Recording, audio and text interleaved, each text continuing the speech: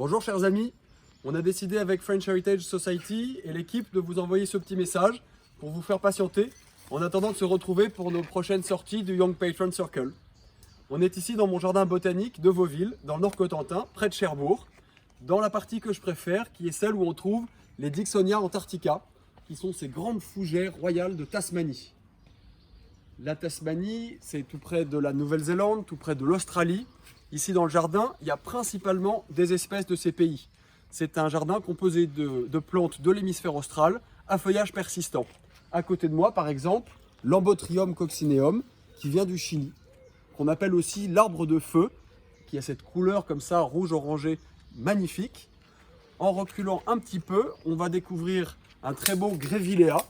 Le Grevillea qui est rose juste ici, lui aussi originaire d'Australie.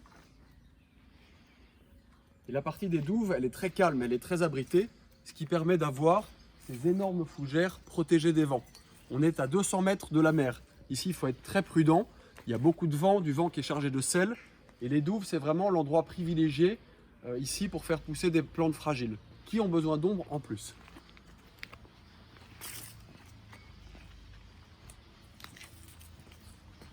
Là, on passe sous un camélia, les camélias sinensis, il y en a beaucoup dans le jardin, et souvent plantés à côté des rhododendrons. Ça fait des énormes boules de fleurs. Évidemment, là, dans quelques semaines, ça va être absolument magnifique. On arrive ici, à côté de ce corokia de Nouvelle-Zélande, près d'une lanterne japonaise, encore une fois près d'un camélia.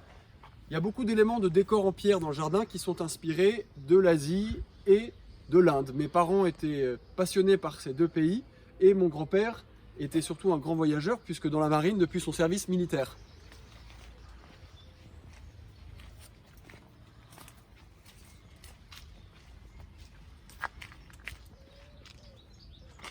Et nous sommes là dans le jardin de la sagesse qui va nous permettre de bien traverser ce confinement où on a un bassin créé par mon grand-père dans les années 70 et des pivoines arbustives plantées par mes parents.